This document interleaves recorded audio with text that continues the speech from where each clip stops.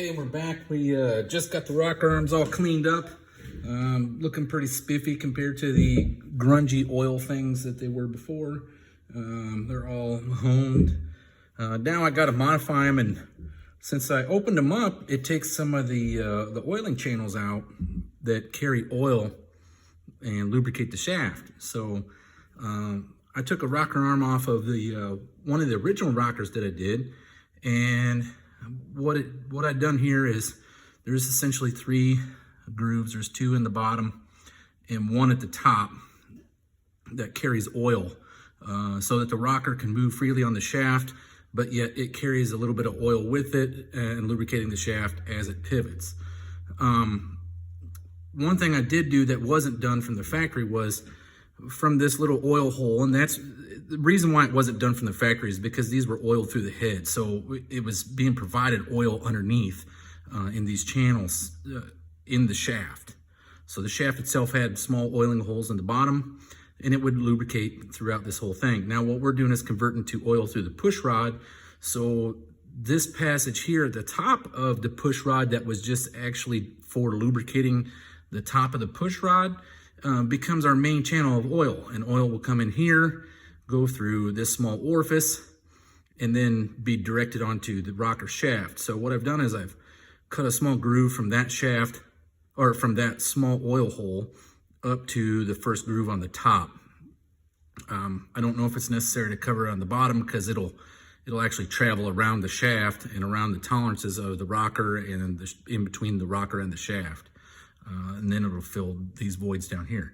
This is meant for a drag race only application. I mean, you technically want as much oil as you can, but it doesn't necessarily matter because it's not going to go a bazillion miles. It's going to start up, it's going to run for, I don't know, 2-3 minutes, and you're going to shut it off again. So really it'll have enough time to lubricate the whole thing. You just want to make sure it has some type of lubrication. The factory had made it to where essentially it could go for 100,000 plus miles. This thing will be probably taken apart, and the rockers will probably be removed before I even have to do any maintenance on them, hopefully before, you know, as long as the shafts don't wear out or break or I bind up or something or whatever. But so we're going to modify them. To do that, I have my flexible shaft Dremel here, and the flexible shaft Dremel has essentially a metal cutting bit on it. We're just going to try to cut a couple of grooves in here. I try to stick where the factory location is at. If I can't necessarily see where it was, I'll use the other one for reference, but it's not too complicated. There was one here, and then one at the bottom, and then one here at the top that was kind of connecting across the top. So give me a few minutes and I'll get it all fired up and ready to rock and roll. Now once we do this, I am going to have to run them through the hone again just a few times to clean up some of the burrs and boogers and stuff, but nothing intensive. The other thing is I'm going to have to wash them all again because you want to get all the aluminum particles out of them so you don't end up getting trapped in the oil and then go through your motor. That'd be the worst thing ever, right? You spend all this time building this thing, and then next thing you know, you got a bunch of junk again. So I'm gonna get started.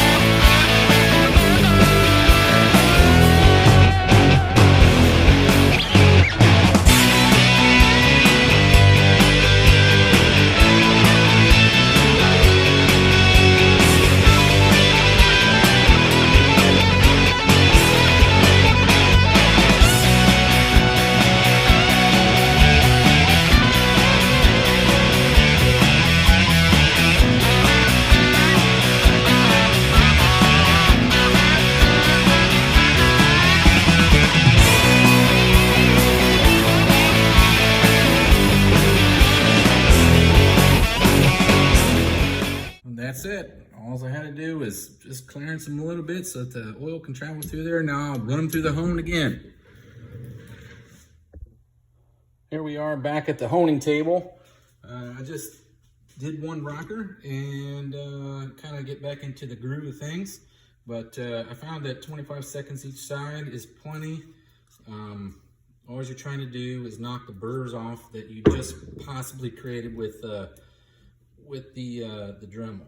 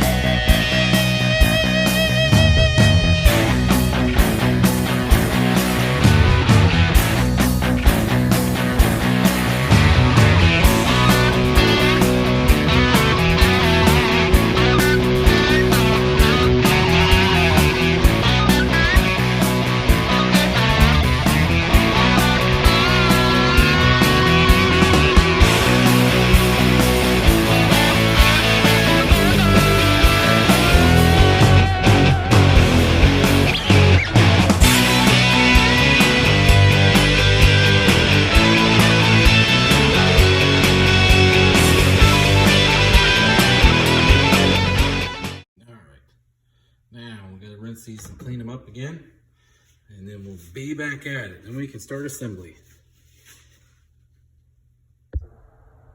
Okay, we're back from getting cleaned up again. So what I do is I normally just dip them in some kerosene, clean them off real good with a brush to get all the metal shavings out, and then rinse them off with some hot water and blow dry them all. So now everything is clean. It's all been rehoned. The shaft, I didn't like how the shaft was tighter around the holes. So what I ended up doing was taking the shaft and and made a makeshift lathe, which is you really just putting one of these bolts in there, hook it up to my drill, and then turn it with some 600 grit emery cloth to clean it up real good. But now everything should fit like a glove, should easily moves up and down the shaft. It's definitely not sloppy. If you pay attention to one of the videos, this is the only downside to these aluminum rockers is these steel pads right here that push on the valve, on the stem, sometimes they fall out. And one of them fell out when I was adding the groove in here for oil. But that's really not a problem. What you do is just put them back in. I always put red Loctite on them before I completely do everything, but really you just want to make sure that it's held into place. Blue Loctite will work. It doesn't even really need anything because it had nothing from the factory, but you know, most guys will say, oh, well, these could fall out. Well, yeah, and I'm running a solid flat tappet cam, so there will be lash, but you're talking 24 thousandths of lash, so this would have to fall out. The stem is virtually almost the length of this opening of the valve. It's here, so it would have to fall out like 3/8 of an inch, which is pretty dang far. So all right, so I got my shims laid out here. These are 15 thousandths, 30 thousandths, and 60 thousandths shims. When I originally set up the first set of rockers, I came up with a plan for shimming them. What it's going to take is I actually need to put it on the head that I'm going to use it on and then shim it correctly. So we'll do another video on that tomorrow.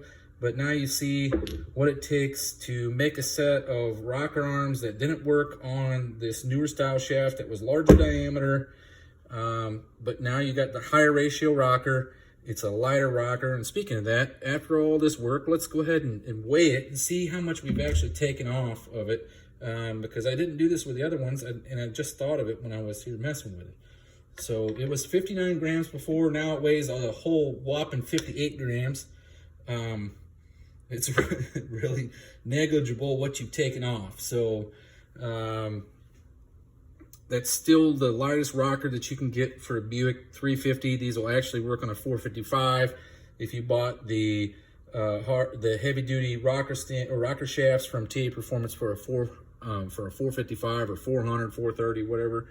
You could do this same thing and then convert them to oil through the push rod. And you just got to get a little creative, but it works. It's all the same principle. It's actually these same rockers, just the shaft is longer for the big block because the bore centers change.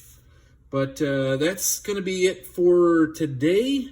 What we'll do in the next video is we'll install them, shim them all up, get it properly set, and then from there we'll have a set of rock arms that's ready to rock and roll. All right, see you tomorrow.